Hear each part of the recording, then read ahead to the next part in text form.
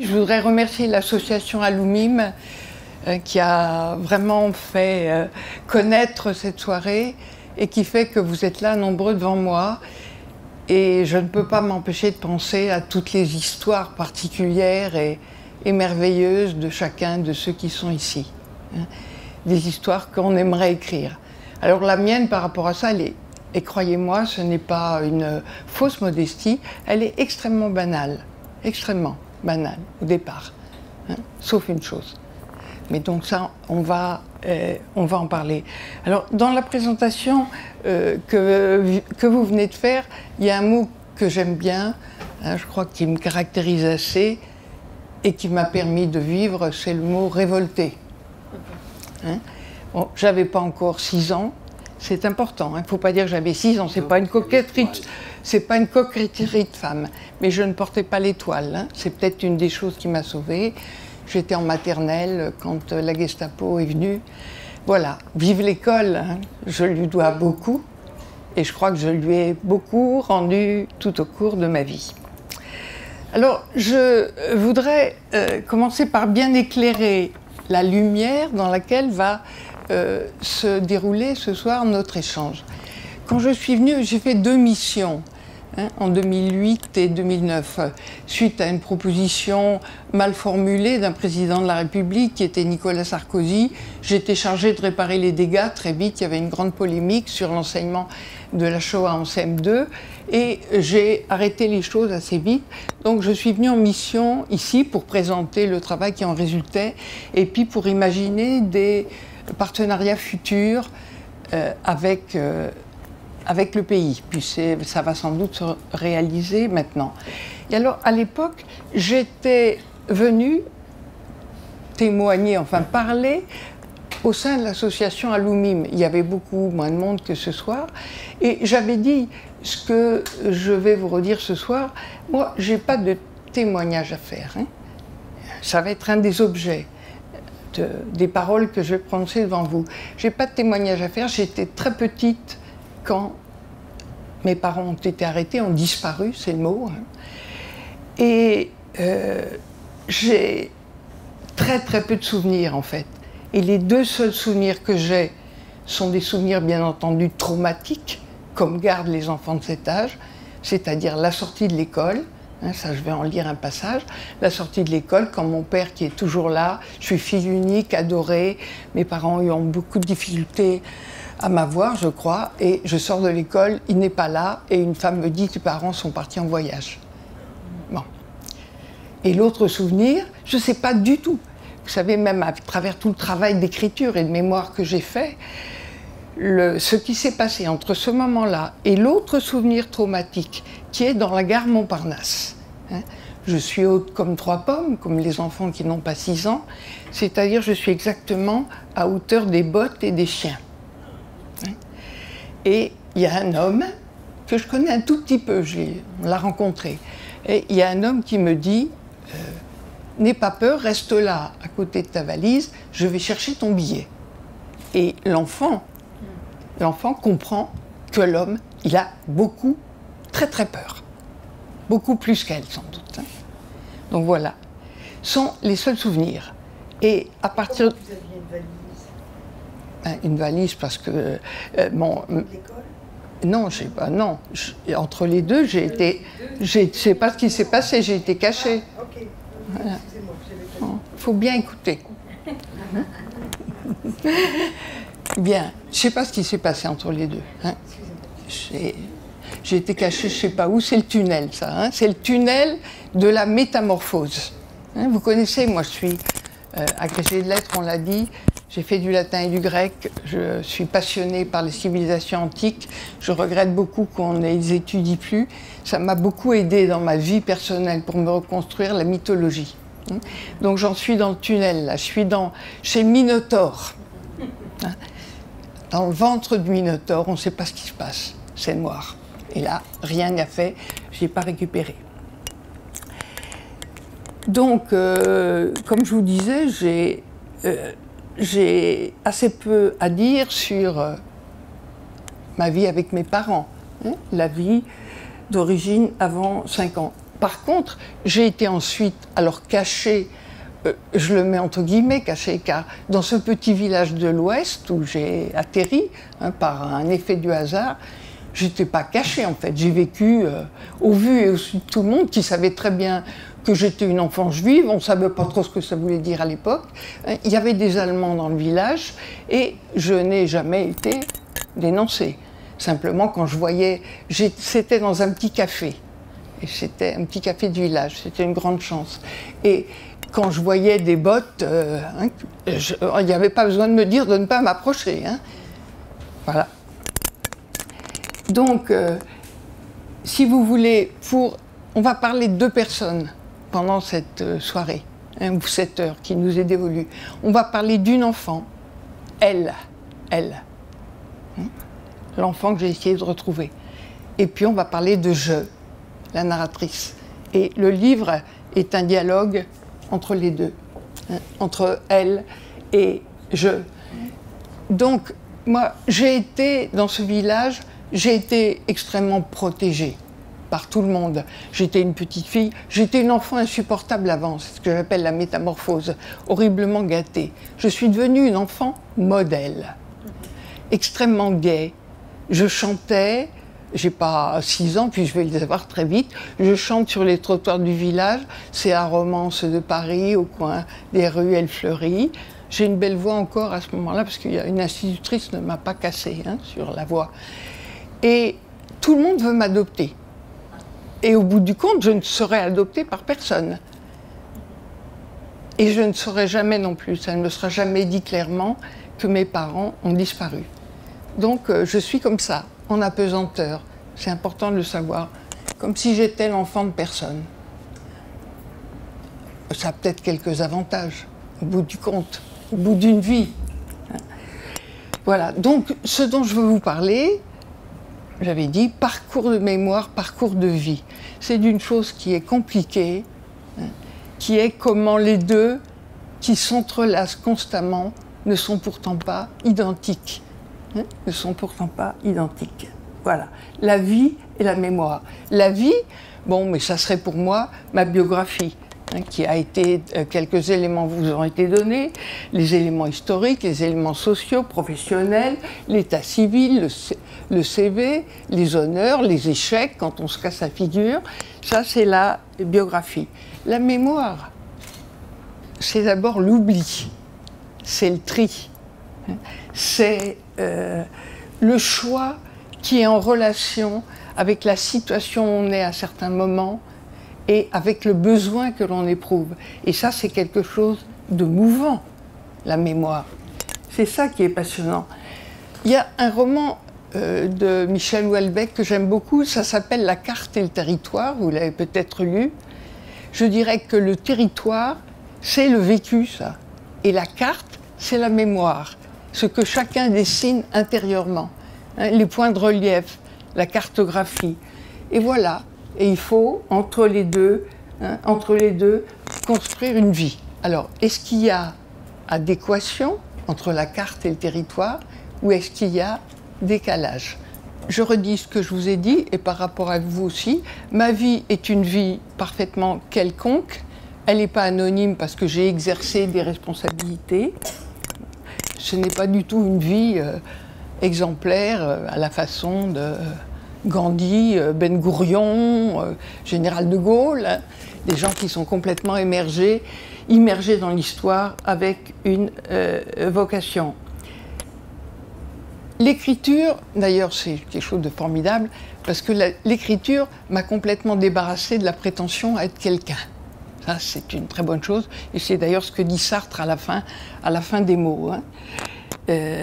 Non, ce qui est important, c'est d'être en accord profond avec soi-même. Et quand on est dans cet accord profond avec soi-même et qu'on arrive à écrire, il se produit une chose merveilleuse, qui est que beaucoup de gens qui lisent se reconnaissent à travers le parcours qui leur est donné, l'identification. C'est ce qu'on appelle l'universalité qui est propre à toute vie. Alors je crois qu'il y a un certain nombre de lecteurs qui ont aimé mon livre parce qu'au-delà de tous les traits spécifiques et particuliers ça leur a permis de penser à leur propre vie. Voilà. Alors, pour être clair, on va quand même prendre la première partie. La première partie, c'est bon, la biographie, la vie, avec les quelques éléments, ça ira vite. Une enfant cachée dans un petit village. Bon, avec ce décalage maximal, mais on en reparlera après. Mes origines, je sais très peu de choses, moi. Hein. Mes origines, je suis une fille unique de juifs étrangers qui sont venus en France, venus de Pologne, au début des années 30, au moment où la répression politique devient plus dure en Pologne et où mon père, probablement militant communiste, est interdit de séjour. Donc voilà, avec le durcissement du régime, il arrive en France. Je ne sais pas s'il va ailleurs qu'à Paris. Il va ailleurs qu'à Paris d'abord, je n'en sais rien. Hein. Il y a des cousins qui sont déjà installés là. J'ai très peu d'éléments de connaissance sur mes parents. Hein. Je connais la date, mais même pas complète, hein, de leur naissance. Je connais le lieu de leur naissance. Je sais, puis ça j'ai quelques souvenirs, qu'ils tenaient une maison de commerce à Argenteuil, en banlieue parisienne. Et cette maison de commerce, ça c'est une chose que j'ai recherchée, un registre de 1936 la mentionne, mais pas le registre de 1930. Donc ils sont arrivés, vous voyez, entre 30 et 1936, c'est-à-dire vraiment le moment où le régime de Piłsudski devient plus dur en Pologne. Voilà. Il y a beaucoup d'incertitudes et de flou. Je dirais, puisque vous avez évoqué Serge Klarsfeld, que ce que je sais de plus précis sur mes parents, c'est le numéro de leur convoi, la date et tout ce qui concerne les convois. Ce sont mes dates d'état civil à moi. Donc ma mère, qui a été arrêtée la première, convoi 45, le 11 novembre pour Fanny. Je suis allée consulter, j'ai pu consulter le fichier d'Auschwitz. Elle est mentionnée, elle a vécu 1 an à Auschwitz. C'était une très très belle femme. Mon père a réussi à fuir quelques jours, puis il a été arrêté, alors qu'il allait vers la Loire, et là, certainement la zone dite libre. Il a été arrêté à la fin octobre, et il partira, lui, par le convoi 47. Les convois s'arrêtent pendant l'hiver et les convois reprennent le 10 février. Et le convoi 47, c'est le convoi du 11 février. Convoi très très dur, dont pratiquement personne n'est revenu. Et dans le fichier d'Auschwitz, j'ai eu beau chercher, je voulais absolument. Le premier voyage à Auschwitz pour moi, c'était l'enterrement de mes parents. C'était mon deuil. Et je n'ai absolument rien pu trouver. C'est-à-dire que ça a été la sélection immédiatement. Bon, ce qu'il y a et qui est très fort et qui est dans le livre, la dernière partie du livre, c'est que mon père donc, a été dans les camps du Loiret. Il a été à Pithiviers très peu, il a été à Beaune-la-Rolande. Comme c'était un militant, il s'est organisé et il a fait sortir des lettres pour l'homme qui était venu me chercher. Donc, il y a un dossier des lettres de mon père, des lettres magnifiques, je ne sais pas où il avait appris le français, entre novembre 1942 et la dernière carte de Drancy, 10 février 1943. Ça, c'est ma Bible. Mais c'est une Bible que je n'ai pas pu lire pendant longtemps, que je ne pouvais même pas voir et qui était sans arrêt perdue et oubliée sur mes rayons. Et il a fallu que j'écrive moi-même ce livre en mémoire de mes parents. Il a fallu que je écrive ce livre pour me dire, mais mon père, il est là dans ses lettres. Hein, il faut que j'aille. Et à ce moment-là, j'ai très très bien lu les lettres, comme je ne l'avais jamais fait. Je les ai saisies à l'ordinateur. C'était comme si c'était moi qui les écrivais. Et j'ai été l'écrivain et la lectrice de ces lettres. Et j'ai fait des commentaires, pas talmudiques, mais presque, de chacune des lettres. Donc ça, c'est la dernière partie du livre. Ça s'appelle « Les lettres du père ». L'enfant sort de l'école à midi, prêt à bondir dès la porte franchie pour courir vers lui, lui qui l'attend toujours, midi et soir à l'avance, souriant à son enfant. Le parvis, un clin d'œil y suffit, est vide, immense. décélération inouïe. La course prête à se lancer se casse. Les bras sont cloués au corps, paralysés, au lieu de se tendre. Sombre, une femme s'avance, à voix basse. Tes parents sont partis en voyage. L'instant de l'extermination. Explosion blanche sur le parvis. Tout s'élimine, les gens et leur ombre même. Seule cette esplanade aveuglée. Au plus secret du cœur, la certitude inouïe ne fut pas articulée. Ils ne reviendront jamais. Jamais, c'est l'enfance sans avoir à le penser. Qui a vu alors son visage? Je me souviens de n'avoir pas pleuré. Je ne me souviens plus de rien. Le désespoir fut ravalé dans l'instant. Le visage baissé se lève. Son immense regard d'eau claire, sans bras pour étreindre, sans main pour tuer. L'enfant tend au monde son visage de blessure. Elle sut dans l'instant qu'elle devait se tenir lieu de tout, et sans mots, sans larmes, donna la main à la femme venue la chercher. Voilà, donc ça c'est un des instants essentiels, hein. C'est un des instants essentiels et l'instant où on va revenir souvent dans le récit. Vous voyez comment l'écriture et la biographie sont mêlées.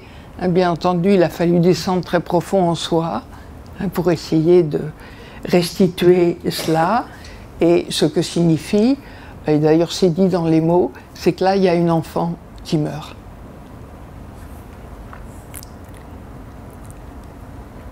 Alors ensuite, au village, dans le petit café, bon, il y a l'école primaire, après un temps de, je sais pas non plus là, après un temps d'attente, donc un silence total et qui restera toujours. L'homme qui m'a sauvé, un grand sensible, il ne pourra jamais évoquer tout ça. Même 30 ans après, ça le faisait encore pleurer.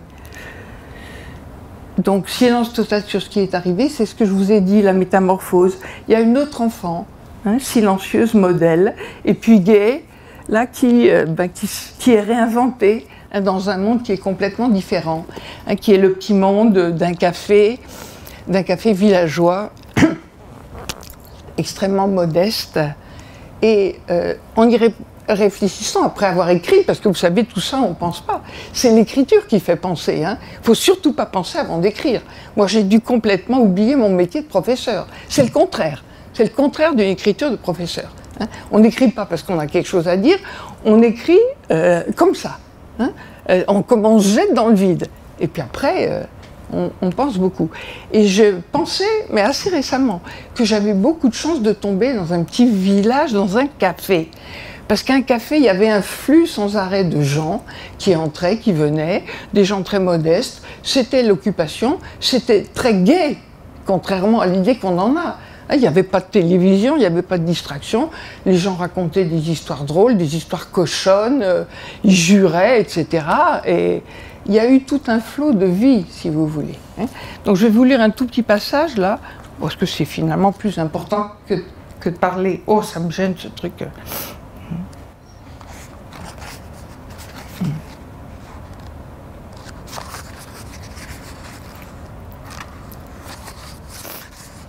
Oh, je suis émue, sans doute, parce que je parle devant des enfants cachés comme moi.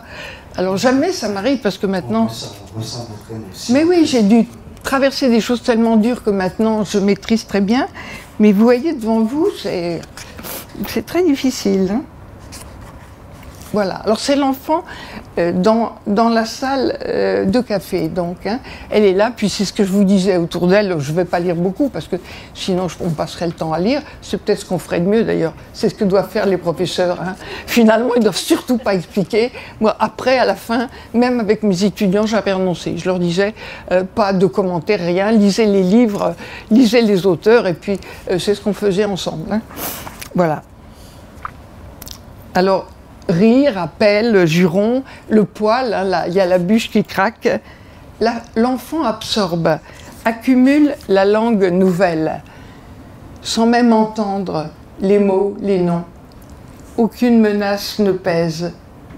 Elle est posée là, invisible parmi les choses, comme l'horloge ou le chandelier. Indistincte dans la salle commune. Rien de singulier. Pour les clients du café, aucune gêne suscitée, jamais un pleur, une réclamation.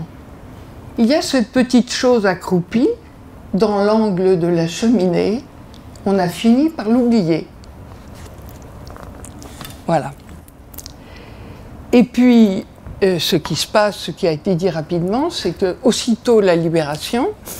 Alors ça, le petit village, vous voyez, il n'y a pas de mémoire, mais le petit village, ça, je m'en souviens très bien, j'ai grandi, hein, c'est quand même 3 ans, là, 3 ans de souvenirs merveilleux aussi. Hein, c'est un petit village magnifique, avec une superbe basilique, qui m'a beaucoup marqué aussi. Et à la Libération, c'est aussi ça, une histoire et des choses qui sont arrivées de façon commune. Il y a un cousin de ma mère qui arrive, qui descend du train. C'est un café qui était tout de suite quand on sortait de la gare. C'est sans doute pourquoi mes parents s'étaient arrêtés là, hein, quand ils étaient venus 2 ou 3 fois chercher du ravitaillement. Donc un cousin arrive et puis c'est la 2e transplantation, c'est-à-dire que je suis là, après l'été, je suis mise dans un orphelinat américain à Versailles.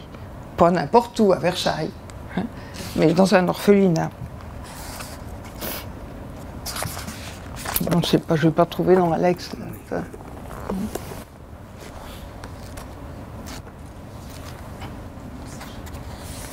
Voilà.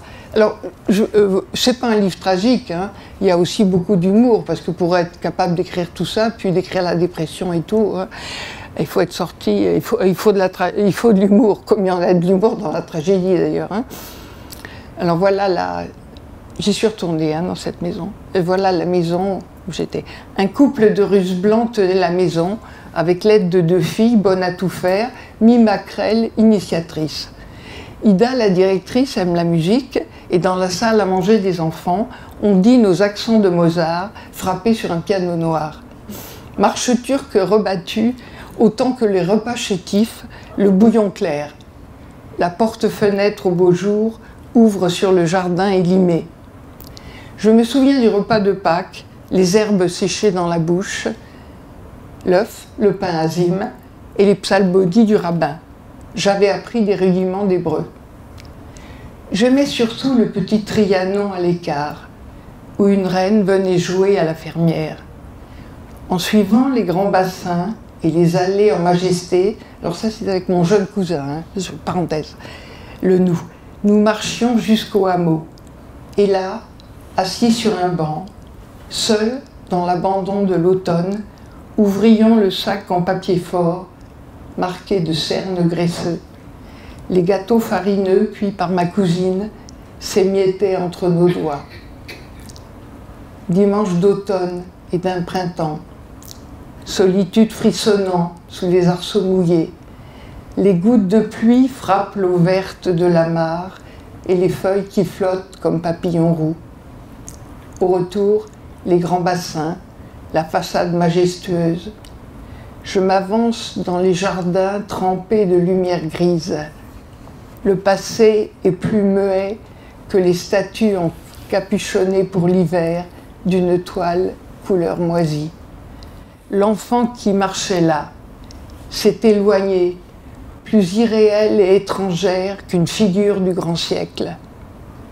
Après Orion, c'est le nom du village, après Orion, que signifia ce faste, ces galeries écrasantes, ces dieux de marbre, l'ennui de ce palais désert. Exil. On ressent énormément la différence entre le moment où vous quittez Orient, où vous arrivez à Versailles, donc le côté grandiose, mais le côté froid. Et ça se ressent même dans votre discours, dans votre texte. Ben, c'est surtout dans le texte, c'est surtout dans le texte, bien sûr. Hein. Donc, vous l'avez dit, j'ai pleuré pendant 1 an, déjà la révoltée, vous voyez, je ne me soumets pas. Hein. J'ai pleuré pendant 1 an et je retourne dans le petit village où ensuite je resterai. Voilà. Donc, vous voyez comment, par rapport à l'essentiel hein, qui m'importe de vous transmettre, comment la vie et la mémoire sont extrêmement mêlées. Je vous ai dit que j'étais dans le village, j'avais été une enfant très préservée, c'est vrai, mais simplement la terreur existait et elle était très présente dans les nuits. Il y a beaucoup de récits, je ne vais pas les prendre parce qu'on passerait trop de temps, hein. Il y a beaucoup de récits des rêves et des terreurs et qui sont absolument... Et ça, c'est... Je ne les ai pas inventés. Hein. Je ne les ai pas inventés. Et il y a en particulier, il faut que je vous donne envie de lire et d'acheter le livre, bien sûr, le commander à la librairie. Il y a en particulier un rêve, je ne sais pas à quel moment il m'est venu, c'est-à-dire si c'est à... Via mon téléphone, c'est rien. Si c'est à l'hiver 43, 1 an après mon arrivée, mais c'est un rêve de la petite fumée qui monte dans le ciel et qui disparaît dans le ciel. Ça, c'est vraiment impossible. Impossible qu'une enfant ait inventé ça sans l'intervention, alors de je ne sais pas quoi. Hein, de je ne sais pas quoi. Et ça, c'est peut-être un des passages que j'ai eu le plus de mal à écrire sur ce rêve qui était un cauchemar et qui est revenu plusieurs fois. Je réponds maintenant à la question qui m'a été posée, on y arrive, sur le refoulement. Ce refoulement de cette mémoire, il a été partagé par toute une génération. J'ai eu l'occasion, j'étais au Liban il n'y a pas longtemps, au Salon du Livre du Liban, et puis j'ai travaillé dans les grands lycées français du Liban. J'ai travaillé, ils font des choses, un peu à mon initiative, sur humanisme et barbarie. Bon. En 1947, c'est-à-dire au moment, moi, où je suis à Versailles, Robert Antelme écrit le livre sur son... je veux dire, lui, il n'était pas dans un camp d'extermination, mais sur sa déportation à Buchenwald, et puis dans, j'ai oublié le nom du... là où il est allé travailler. Robert Antelme, c'est l'espèce humaine. J'ai été amenée à le relire. C'est un livre absolument magnifique, descriptif, très objectif. Il y a Primo Levi, en 1947, Si c'est un homme, hein, qu'on connaît très bien puisqu'on le travaille, qui est une merveille. Comment il a pu écrire ça aussitôt, qui est une fable universelle. Il n'y a qu'un Italien qui peut écrire ça parce qu'il a Dante derrière lui, hein, et l'enfer. Et seulement un Italien. Pour moi, c'est ce qui explique ce mystère extraordinaire du livre de Primo Levi, que je redécouvre à chaque fois que je le lis. Et pourtant, je le connais très très bien. Bon, ces livres-là, ils sont quasiment publiés à compte d'auteur. Ils en vendent entre 40 et 80 exemplaires. Et par quoi commence l'avant-propos de Robert Antelme? Nous rentrions, nous étions habités par un délire de parler. Un délire de parler. Mais on ne le fait pas parce qu'on n'est pas écouté, et puis aussi parce qu'à ce moment-là, c'est tellement inouï qu'il n'y a pas les mots pour le récit. Il n'y a pas l'écriture pour le faire.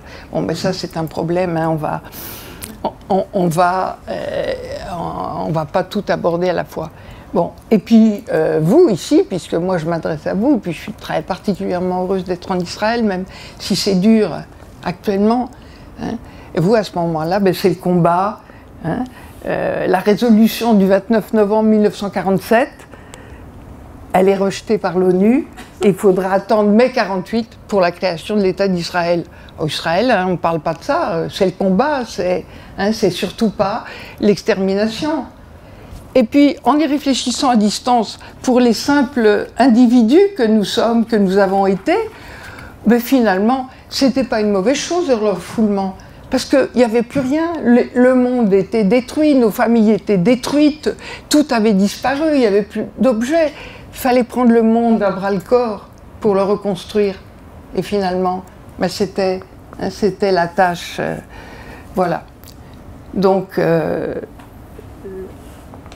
ceci pour vous dire que, et je conclus sur cette partie, sur la biographie, que dans L'amour sans visage, c'est le cadenas, le cadenas. Oh, aïe aïe aïe, aïe aïe aïe. C'est bien l'inconscient, hein. C'est le canevas de mémoire qui guide.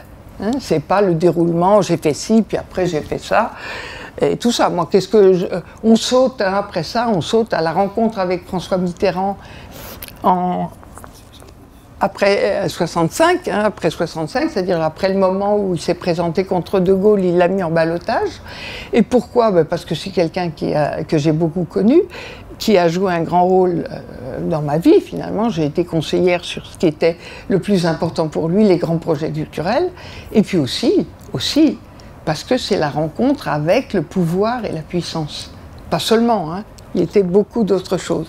Mais que dans le parcours de l'enfant et de la femme, hein, qu'on est en train d'examiner ici ensemble, c'était une étape importante.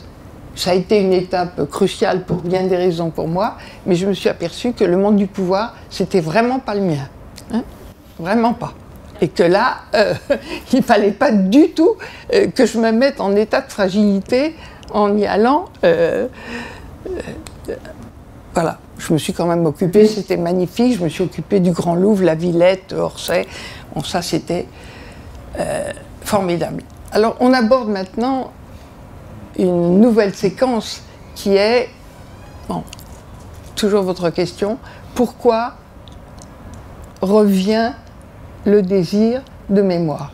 C'est pas un hasard si ça revient à l'Élysée, hein, c'est-à-dire c'est le moment, hein. C'est venu un peu avant, mais c'est le moment vraiment d'un très grand malaise et plus que ça, hein, qui est raconté avec humour dans le livre aussi. Mais ma vie jusque-là, un mot sur la biographie, ça a été une course de vitesse. Hein, toujours première en tout, hein, y compris le catéchisme, toujours première et toujours plus vite. À 23 ans, tout est terminé. J'ai un mari, un enfant, une agrègue. L'enfant naît 3 mois avant l'agrègue. Bon. Et puis, arrive le moment, il y a des raisons qui sont communes à tout le monde, c'est ça que je veux aussi bien qu'on voit ensemble, c'est-à-dire c'est une histoire qui se situe complètement dans la chronologie de toutes les histoires. Et bon, arrive un moment où il n'y a plus rien devant, hein, on n'a plus à courir, à chercher, à obtenir. Et puis à ce moment-là, hein, le derrière, il vous met un coup sur la nuque. Et c'est le moment où les choses vont changer. Le moment où je suis dans une grande situation de prestige et de visibilité. Et ça, c'est terrible parce que chez l'enfant juif que j'avais été, je pense que tous aussi vous pouvez comprendre ça, il y avait à la fois, ça m'amuse beaucoup, il y avait à la fois le désir d'être reconnu pour quelqu'un d'exceptionnel. Et puis il y avait en même temps une peur terrible d'être reconnue comme une enfant juive. Je ne dis pas, aujourd'hui, quand je passe les frontières et le contrôle avec les passeports, ça va toujours très mal. Hein. Donc, reconnu, pas reconnu. Hein. C'est pas facile à gérer tout ça, vous le savez. Vous le savez mieux que personne. Bon, puis la mort des parents n'a jamais été parlée, voilà. Alors, dans cette vie, dont je vous ai dit qu'elle était tout à fait semblable et banale à beaucoup d'autres, il y a quand même une chose qui est un peu extraordinaire, c'est qu'en 1967, alors qu'on vient de s'installer avec mon mari, parce qu'on a eu notre 3e enfant dans une maison plus grande, qui est une belle maison, une vraie folie, à l'image de ce que nous sommes, une vraie folie normande, là, un peu délabrée et tout, une maison où Mitterrand viendra beaucoup, que tout le monde a adoré, et c'est la période où on attend le téléphone pendant 4 ans. Hein. Et vous voyez, aujourd'hui, hein, on a vraiment comment faire comprendre ça. On attend le téléphone pendant 4 ans. On est installé depuis 15 jours. Quelqu'un sonne au portail magnifique en fer forgé du parc et arrive à toute vitesse. C'est la postière d'à côté qui dit « Vous avez un appel ». Alors comment on dit, en PVC, c'est ça, faut pas. Vous avez un appel en PCV. En PCV, je me trompe toujours. Hein. Vous avez un appel, il faut absolument rappeler le Canada. Et je dis, en riant, mais avec un peu peur, c'est l'oncle d'Amérique. Hein. Et je ne suis pas rassurée. Effectivement, c'est ça. C'est un cousin de mon père. Un cousin, pardon, de moi, le neveu de mon père, dont mon père a été l'idole. Maillère, c'est un personnage du roman, Maillère.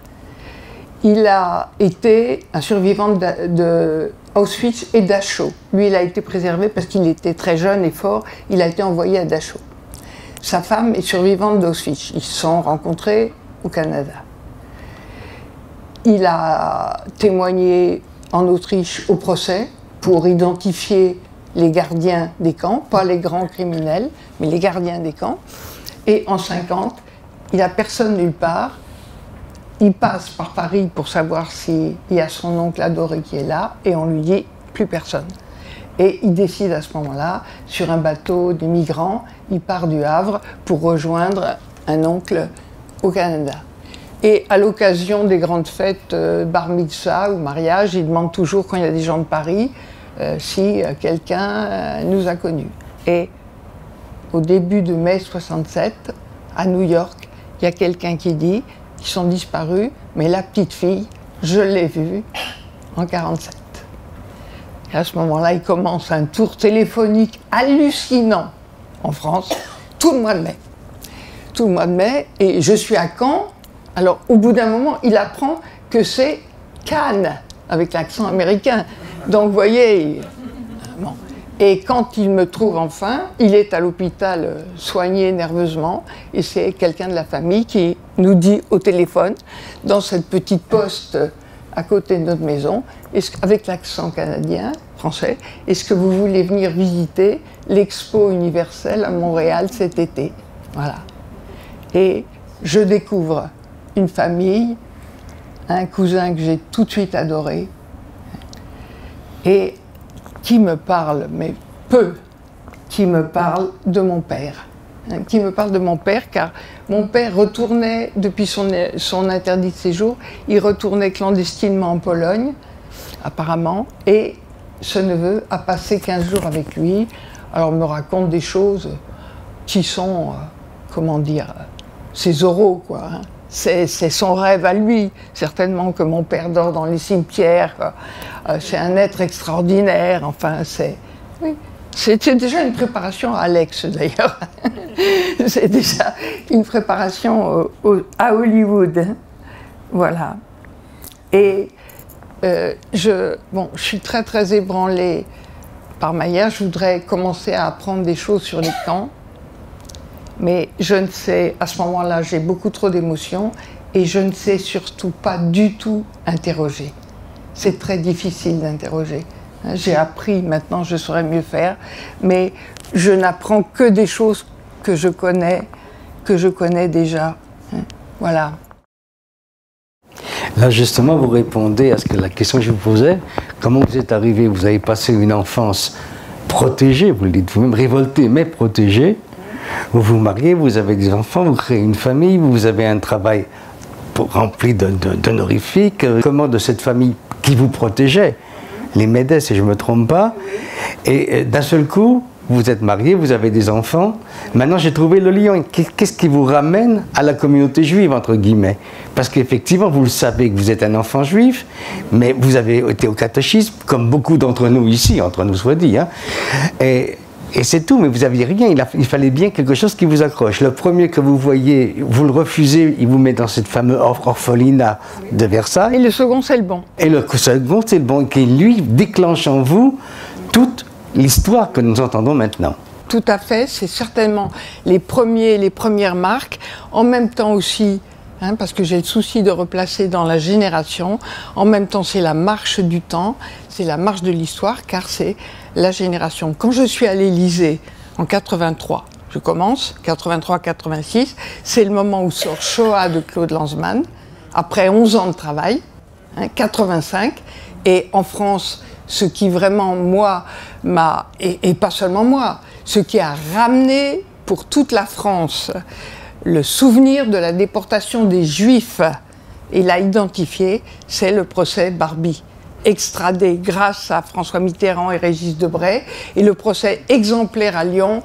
Et là, je suis absolument passionnée par tout ça, et je suis de très près. Et vous voyez, c'est effectivement, mais le retour de la mémoire. Moi, il y a une chose dont je suis persuadée, c'est que l'individu, il se situe toujours dans un contexte. On est porté par un monde qui nous ressemble et auquel on ressemble et dans lequel on est pris. Bon, alors voilà, maintenant on va aborder la dernière séquence, si vous voulez, qui est le chemin de mémoire. Hein. Qu'est-ce que c'est qu'un chemin de mémoire, hein, qui est différent, hein. Bon, je vous parlais, puisque ça se passe, hein, je vous parlais de la grande visibilité à l'Élysée. Il y a une très grande visibilité d'une femme qui est encore jeune à l'époque, hein, et qui a réussi apparemment très bien. Et il y a une invisibilité qui n'est perçue par personne. C'est quelqu'un qui est caché dans la femme qui a réussi. Et voilà. L'autre enfant caché dont je veux vous parler, et l'autre voyage dont je veux vous parler. C'est, si vous voulez, tout ça, je ne l'ai pas, hein, je l'ai pas du tout calculé avant, je ne l'ai pas du tout pensé. Moi, je suis en admiration devant la logique de la mémoire. Je veux dire, la mémoire, c'est un artisanat extraordinaire, ça bricole des trucs incroyables, hein, pour qu'on se réajuste à sa propre vie. Hein. Et quand je commence à aller très mal, hein, je n'ai pas le projet, moi, d'écrire, d'aller dans les quelques phrases que j'ai retrouvées sur le journal écrit dans la dépression, ce qui revient souvent, c'est « j'ai perdu l'enfant ». Donc, il faut d'abord se soigner soi-même, on se soigne par l'écriture. L'écriture par laquelle on se soigne, ce n'est pas du tout l'écriture qui est là. Hein. Il faut distinguer. Il y a une écriture thérapeutique, bon, on fait une analyse, on écrit, ça vous aide, il y a des moments très durs, ça vous aide à ne pas sombrer. Et puis, il y a l'écriture ici, qui est quand même tout à fait autre chose. Voilà, mais il faut partir, je dirais, c'est comme vous savez, c'est comme un conte. C'est vraiment comme un conte. Il faut partir dans la forêt obscure des sentiments. Il faut descendre en soi, hein, à la recherche de l'enfant qui est caché dedans. Et je vous assure que ce voyage-là, il a été aussi difficile que le voyage de 42. Donc il y a deux voyages. Il y a deux voyages et ils se superposent. Et le vécu et l'imaginaire, il se raccorde quelque part. Alors je vais juste lire là, je sais pas, non, c'est peut-être, j'ai le temps encore, oui. Bon. Il y aura des questions. Bon, dans ce qui se passe justement, hein, dans ce flottement, et ça aussi, c'est des découvertes qui sont valables en dehors de mon histoire. Ce qui se passe dans ce flottement, tout d'un coup, j'ai perdu l'enfant, donc le malaise qui me saisit, c'est je suis l'enfant, je suis l'adolescente, je suis la femme, je me promène entre toutes les figures et je ne sais plus du tout où je suis dans le temps. Hein. C'est l'expérience du temps qui est très importante. Hein. Alors je vais vous lire un tout petit passage. Ça, c'est une conception que j'ai beaucoup retirée à la fois de l'expérience et de l'écriture. Je suis persuadée maintenant que le temps, même quand on n'a pas eu de tragédie, ou sans qu'il soit question de dépression comme ça, le temps, c'est pas un déroulement continu. Il faut se laisser des libertés. Il y a des moments où on retourne en arrière, Après tout, on peut fréquenter les disparus. Hein. Il faut se donner cette liberté. Il faut donner cette liberté que le temps, il devienne un peu élastique. Voilà, je vous lis un tout petit passage, c'est un passage sur la dépression qui est plein d'ironie. Plein d'ironie vis-à-vis de la femme là, qui est en train de se débattre. Errance dans la nuit des temps, dégringolade, escarpement. Tous les âges s'étaient brouillés, les rangs aussi et les époques, tandis que perdu dans l'envers du temps, je m'épuisais à remonter la descente à reculons. Comment rentrer dans le temps? Ne sachant où, sous quelle figure, errante dans l'infini de la nuit. Où que je sois, je ne suis pas. Nulle part, je ne peux être. Lourde dans le puits de larmes, tombant, tombant. Tous mes pas furent des égarements. Le chemin s'était perdu, un malaise permanent m'habitait, la nausée annulait tout de ces jours non vécus. L'occasion la plus anodine déclenchait des perplexités, se vêtir ou s'alimenter, plus d'appétit pour le quotidien, des jours entiers sans que parmi les hasards, les 1000 images de la ville, la vie veuille faire son marché. Comment dire les boutiques du lundi et le rideau de fer scellé, les trains de la semaine qui s'engagent à reculons, et les autres jours, comment dire l'écœurement devant les éventaires débordants, tant de vivres accumulés où rien ne s'offre pour tenter. Comment savoir ce que l'on veut sans savoir si l'on est? Je me cherchais comme un objet perdu, dans les rues, dans les boutiques, dans les notices nécrologiques. Donc voilà, vous voyez cette expérience de perte et de navigation. Voilà ce que j'appelle une traversée un peu. Voilà, j'ai beaucoup parlé déjà, donc il y a des équivalents imaginaires, voilà. Et puis le travail de l'écrivain ensuite, c'est le retour sur les lieux. Donc il y a le retour successif, le petit village Argenteuil, la maison des parents a été démolie. Dans le petit village, les gens, il y a beaucoup de morts et ceux qui sont là, ils sont défigurés, ils sont des survivants qu'on ne reconnaît plus. Il y a les lectures d'écrivains, de ceux dont je vous ai parlé. Et puis il y a la prise en conscience de sa responsabilité, pas la culpabilité, qui habite, vous le savez, qui nous habite tous, d'avoir été sauvés. La responsabilité, et une responsabilité restreinte à ce qu'on est. On ne peut pas grand-chose, mais ce petit peu qu'on peut, pour être en accord avec soi, il faut le faire. Pas la responsabilité à la façon de la proposition de Sarkozy, que chaque enfant de CM2 porte sur ses épaules le destin d'un enfant juif. Non, absolument pas. Absolument pas. Ça, c'est le contraire. C'est le contraire de l'enseignement de la Shoah tel que je le conçois. Donc, on va finir juste par un extrait de Lettres de mon père. C'est très important.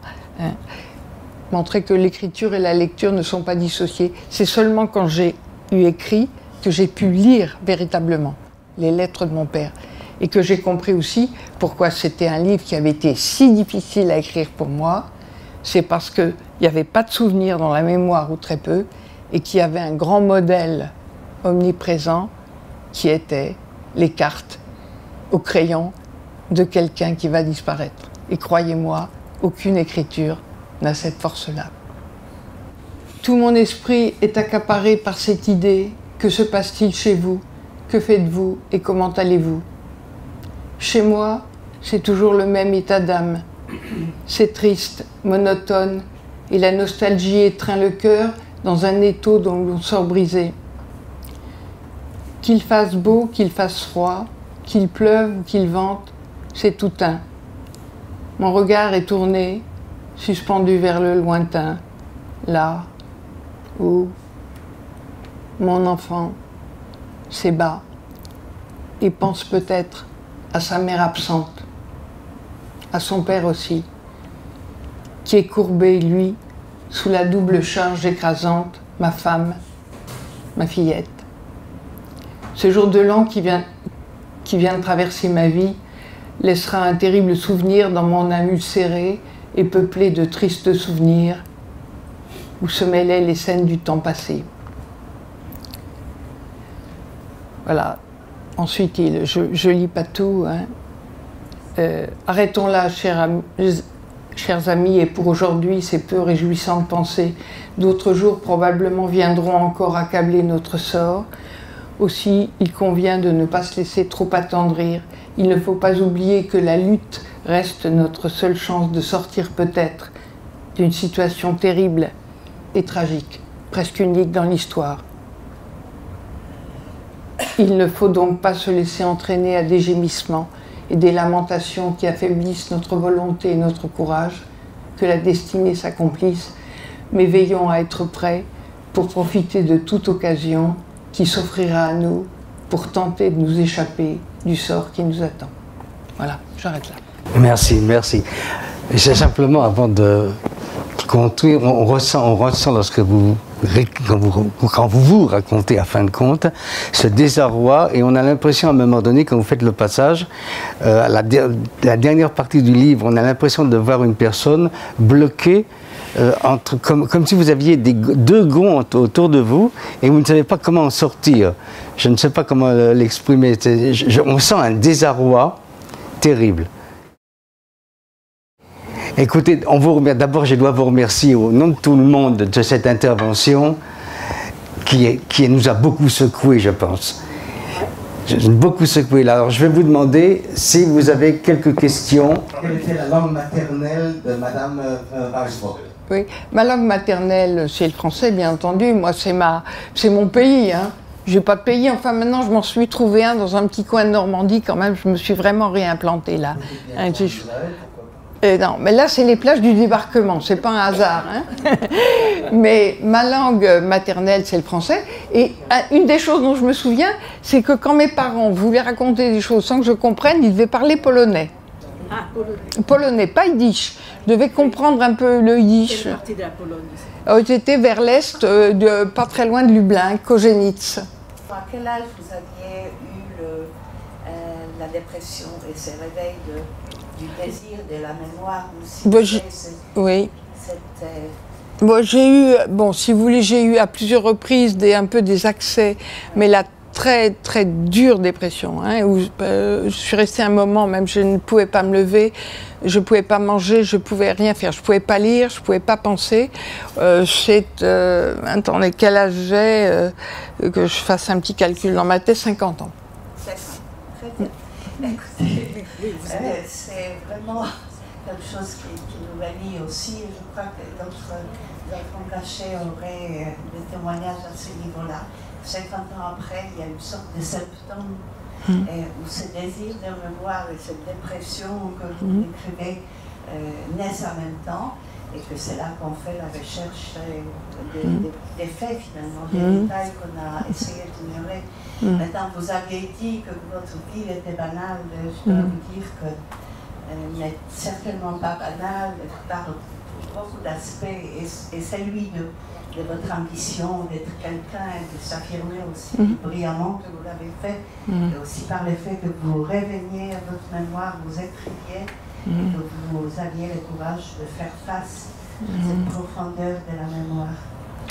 Je vous remercie. Je crois effectivement que si une chose, peut-être, vous me créditez beaucoup, c'est l'énergie, c'est vrai, mais j'ai aussi compris, après l'écriture, que cette énergie, je la dois, comme tous les êtres qui ont eu des épreuves et des handicaps durs, à cela, mais je la dois surtout à l'amour que mes parents m'ont porté pendant les années où j'ai été près d'eux. Ça, je l'ai découvert par la suite, et voilà. C'est-à-dire votre petite enfance, en fait. Et voilà, ma petite enfance. Oui, 5, 6 ans. Oui. Et puis ensuite aussi, j'ai été très aimée des gens qui...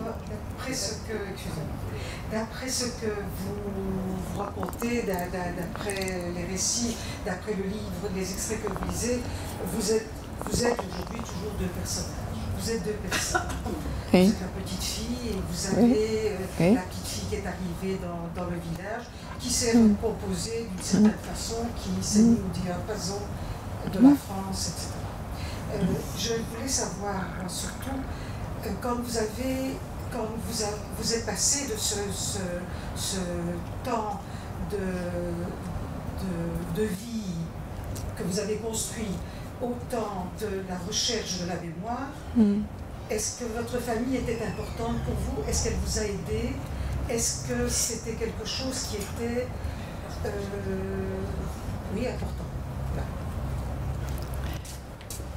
Bon, alors il y a plusieurs choses.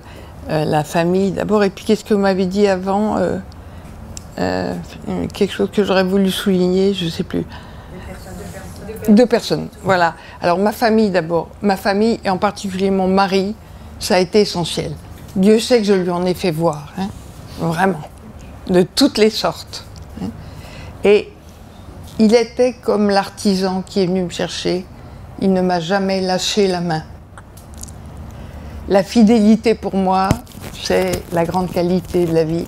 C'est beaucoup plus que l'intelligence, la bonté, la fidélité, c'est ce que je recherche des amis que j'ai. Donc sans mon mari, je n'aurais pas traversé, du tout. Mais la maternité... La maternité, c'était difficile. Hein. La maternité, c'était difficile parce que comme j'étais, moi, ça aussi je l'ai compris après, comme j'étais toujours sous le coup de « on peut perdre ses parents d'un instant à l'autre », je ne savais pas trouver les gestes spontanés. Ça a été difficile pour mes enfants, surtout pour ma première fille, la deuxième enfant des trois. Et que je sois toujours deux personnes, ça me fait très plaisir ce que vous me dites, parce que je crois que les êtres complets, c'est des gens qui ont gardé en eux un enfant comme Alex, par exemple, ça m'intéresse. Et dans un quotidien, là, très lu en France, Ouest France, qui tire un très grand tirage, ils ont fait un portrait de moi et ils citent ce que j'ai dit sur c'est bien les adultes qui portent un enfant inachevé en eux. Voilà. J'ai été distinguée comme une élève exceptionnelle et comme j'ai pu être, disons, ça a été un peu compliqué, mais pupille de la nation après la guerre, c'était compliqué parce qu'on n'avait pas d'acte de décès de mon père, comme je vous expliquais. On savait pour ma mère, mais pour mon père, on n'avait rien. Mais enfin, le couple où j'étais s'en est beaucoup occupé. J'étais pupille de la nation et ensuite, j'ai passé entre 11 ans et 22 ans tout mon temps dans les internats. Hein. Et vous avez gardé des liens avec la famille? Ah, mais tout à fait. Les liens de la famille, c'est ma famille, c'est le sauveur qui m'a mariée. Ils avaient, vous voyez, le récit n'est pas une autobiographie parce qu'ils avaient un fils, il n'en est absolument pas question. C'est très élément, très important dans ma vie. Je ne sais pas si un jour je ferai un roman sur ce fils, mais ils m'ont mariée et il m'a mariée, il était fier de moi, de tout, il adorait mon mari aussi. Et la petite fille de cet homme-là, comme beaucoup de jeunes couples, enfin moi jeune maintenant, elle a beaucoup de difficultés à vivre et je l'aide. Comment vous les appeliez? Comment je les appelais, papa et maman? Bonsoir et merci pour ces grandes émotions. On a tous, on s'y retrouve tous effectivement. Moi mon histoire était beaucoup, si la tienne, je me permets de dire. Oui, bien sûr, il y a une fraternité, hein. Il y a une fraternité, c'est sûr. Si la tienne était banale, la mienne était encore plus. Mais j'aurais voulu te poser une question tout à fait différente sur la façon dont tu nous as parlé du Liban. Et ça a tout de suite allumé une lanterne rouge chez moi. Comme nous le sentons un petit peu en tant qu'Israéliens, un petit peu le paria de la région. J'aurais voulu savoir si ils savent, quand tu y as été, si le fait que tu étais juive était connu. Si tu as dû le cacher ou absolument pas. Ouais, ils ne le savent pas. Ils ne savent pas, c'est le Hezbollah, je crois, qui contrôle l'aéroport. Heureusement, j'avais un passeport professionnel. Et maintenant, je prends la précaution quand j'y vais pour des besoins, là, parce que moi, la pédagogie, c'est très important. Je prends la précaution quand on me demande d'écrire le nom de mon père. Je ne mets pas Hitchek, hein, je mets Jacques. Oui. Non, ils ne savent pas, bien entendu, non. C'est un nom juif quand même. On peut croire que c'est un nom anglais, hein. Oui. Allemand aussi. Bon, excusez-moi, on est obligé de s'appeler. On a 2 minutes encore. Vraiment 2 minutes. 2 minutes. Hélène, j'aimerais vous poser une petite question. Bon, j'aimerais juste vous poser une petite question. Est-ce que vous pouvez en 2 minutes nous parler de la maison d'Isieux? Bien sûr. Ce projet me tient à cœur personnellement. Bon, la maison d'Isieux, je m'en suis occupée depuis avant son ouverture, à suite au procès Barbie, où j'ai représenté l'éducation nationale dans le comité scientifique, et je suis sa présidente depuis 2004, ça va faire 10 ans. Je passe moi, rapidement, vous connaissez l'histoire, les 44 enfants, vous connaissez sans doute pas tous le lieu qui est absolument magnifique. C'est un bout du monde, complètement. On monte dans la montagne et puis tout s'arrête. Il y a le Rhône au fond, il y a tout un cercle de montagnes autour, et il n'y avait pas d'autoroute à l'époque. Et Barbie, avril 44, 2 mois avant le débarquement, il y a les combats des Glières, il y a la résistance très très forte dans la région Rhône-Alpes, partout. C'est sûr que l'armée de la Wehrmacht est défaite. Et qu'est-ce qu'on a le temps de faire et qu'il faut faire avant tout, c'est aller chercher 44 enfants dans un bout du monde et leurs éducateurs parce qu'ils sont juifs. Donc là, il y a 2 choses essentielles. Le projet génocidaire est au cœur du nazisme. Et deuxièmement, il suffit de poser le pied à Isieux pour comprendre ce que c'est que la barbarie. Il n'y a pas besoin de faire aucun discours. Être allé chercher les enfants là, ça s'appelle la barbarie. Donc voilà ce que je peux vous dire, et que depuis 3 ou 4 ans, j'ai beaucoup argumenté, discuté avec les gouvernements successifs, des premiers ministres, je les pratique beaucoup, heureusement maintenant j'ai l'expérience, je sais y faire, Monsieur François Fillon et Jean-Marc Ayrault, pour obtenir le droit de construire une extension, parce que c'est une petite maison, on a assez peu de place parce qu'on a voulu laisser vide le bâtiment où ont vécu les enfants. C'est essentiel, la maison. La maison, il y a leurs photos, il y a leurs lettres, il y a leurs dessins, et elle est vide, la classe, et elle parle de la présence-absence des enfants, ici. Donc, dès le début janvier, nous ne pouvons plus accueillir d'élèves pour le reste de l'année. Tout est réservé. Et il faut dire qu'il n'y a pas de transport en commun pour venir chez nous, vous voyez, donc ça dit la qualité de notre enseignement. Donc j'ai quand même beaucoup plaidé ça auprès des 2 premiers ministres, en disant quand même, on fait des déclarations politiques sur lutter contre l'antisémitisme, c'est intolérable, etc. Vous n'allez quand même pas nous refuser d'accueillir des enfants qu'on ne peut pas instruire, éduquer, faute de place. Donc finalement, Jean-Marc Ayrault a accordé. Bon, j'avais aussi, le réseau ça sert, j'avais aussi de bons amis conseillers à ce moment-là. On l'a obtenu à l'arraché vraiment, et on va ouvrir la nouvelle aile le 6 avril, jour de la rafle 2015, avec François Hollande qui a déjà marqué ça dans son agenda, il me l'a dit 3 fois. Il y aura le président allemand Gauck, et puis il y aura certainement Donald Tusk, le Polonais qui est maintenant président du Conseil européen, parce que nous sommes une maison européenne. Nous faisons beaucoup de séminaires de professeurs européens, avec beaucoup de succès. Mais un dernier mot sur Isieux, c'est que cette année, pour les 70 ans de la rafle, donc Jean-Marc Ayrault devait venir, une semaine, alors on a fait une réunion avec 30 personnes pour la sécurité, il y avait 2000 policiers dans toute la région, et une semaine avant la commémoration, c'était la démission. Donc moi je me suis retrouvée sur les bras, mais il y avait, comment il s'appelle, Schulz, le président européen, qui a dit, moi, j'ai dit que je venais, Premier ministre ou pas, je serai là. Et il a fait un discours sur la culpabilité allemande à Isieux. Moi, je vous assure que c'était un grand moment. Voilà. Merci Hélène. Merci. Nous allons nous quitter sur cette note d'optimisme.